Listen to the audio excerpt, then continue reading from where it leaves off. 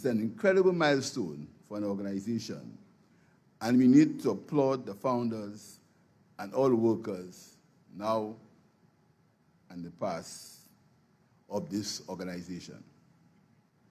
5Cs is an example of successes that can be secured when member countries collaborate and work together to deal with common challenges, in this case, the challenge of climate change.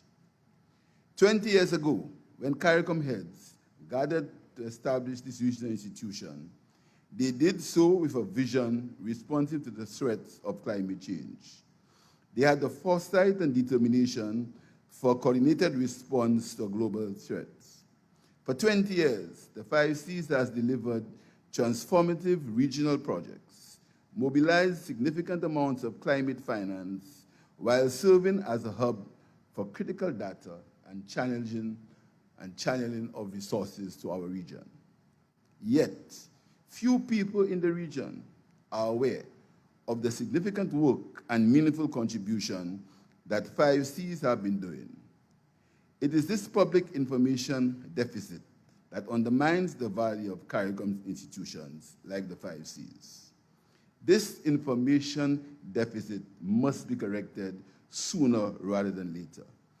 Let the 5Cs announce loudly to the people of the region its hard work and contribution to the lives and livelihoods of our people. Let us applaud the 5Cs.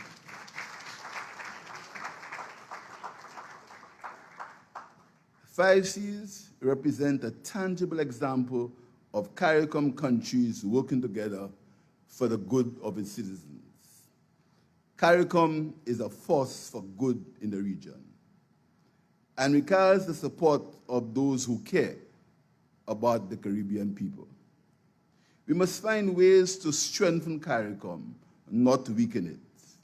As in all other integration movements, CARICOM continues to struggle with the challenges of insularity and protectionism.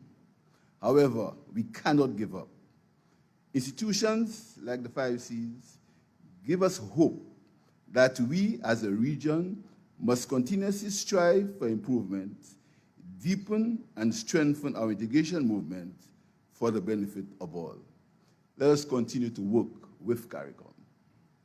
Today, we stand proudly on the foundation laid by our visionary leaders who had a coordinated vision for strategic climate change action in the Caribbean long before the Paris Agreement was conceptualized. The Center's hard work has left us a legacy, and it has steadily steered our path towards greater resilience in the face of a changing world.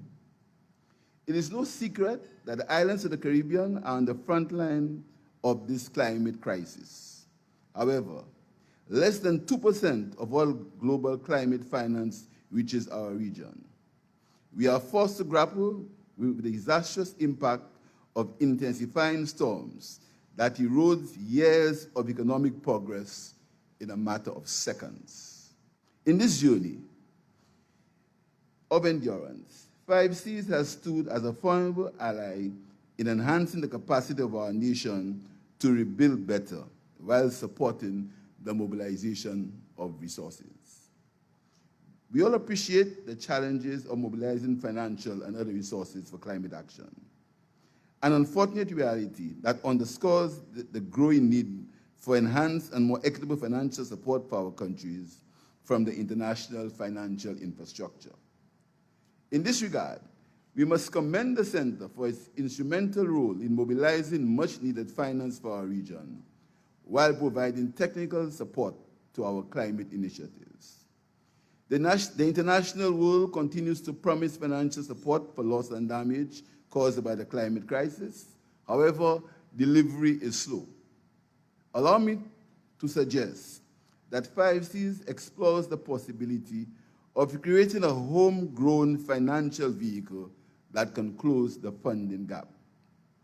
Consideration can be given to the creation of a regional climate investment fund as a special purpose vehicle to attract climate-related investments. I'm sure that 5Cs working in the University of the West Indies, the University of Belize, the University of Guyana, and other academic institutions in collaboration with the Caribbean Development Bank and CARICOM, can lead the research in the search for a new flow of much-needed capital. In St. Lucia, we have taken one small step and a leap in the future by enacting legislation for the creation of a sovereign wealth fund for future financing of adaptation and mitigation for climate-related activities. The 5C Center must be commended for creating an enhanced understanding of the vulnerabilities and lived realities of the climate crisis. With limited resources, the 5Cs has championed the regional cause of science-based advocacy, ensuring that data and evidence are the bedrock of policy development. Their work in integrating climate considerations into national development plans, conducting vulnerable assessments, and strengthening early warning systems have undoubtedly enhanced the adaptive capacity of our nations. The Center has made noteworthy strides and interventions in several countries. For example, the safeguarding of coral reefs for the deployment of early warning systems, expanding climate monitoring with automatic weather stations across islands, and improving water security through innovative technologies such as solar-powered saltwater reverse osmosis systems, or the signing of Memorandum of Understanding with governments of several countries to build the capacity and strengthen national frameworks for the development of partnerships with the Green Climate and Adaptation Fund.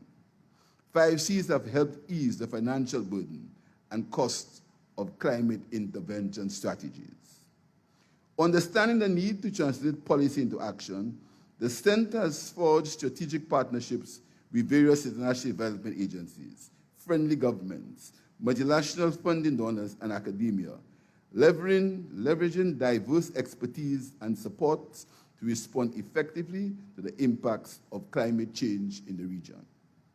As a partner in resilience, 5Cs has supported many of our nations to shape policies that embed climate change planning and action into our national frameworks, even at a time when the concept was not yet fully understood. On a regional level, the Center has led the development and implementation of the Regional Development Framework for Achieving Development Resilience to Climate Change and its implementation plan. This framework provides the region with an effective blueprint in collectively building climate-resilient economies. Additionally, it enforces the need for robust policy frameworks that allow for the integration of climate change action into all facets of national planning and decision-making.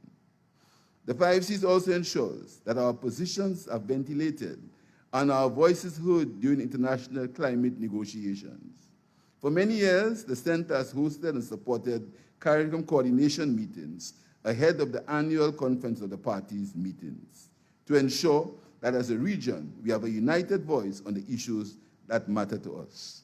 Even now, as we celebrate our 20 years of hard work, our negotiators in Germany are working to secure victories in reiterating the special circumstances of SIDS, pushing for urgent action to keep the 1.5-degree target within reach and on course to the global goal of adaptation.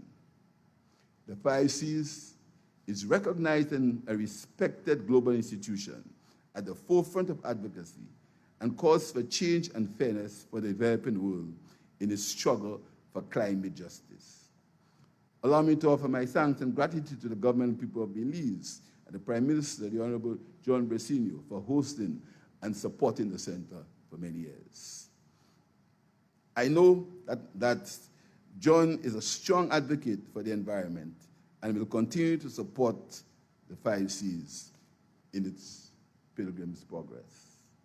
To Dr. Colin Young, the board and dedicated staff who have continued to labor for the benefit of the region, I commend you for all your hard work and dedication. May your legacy continue to positively impact the lives of the people of the region.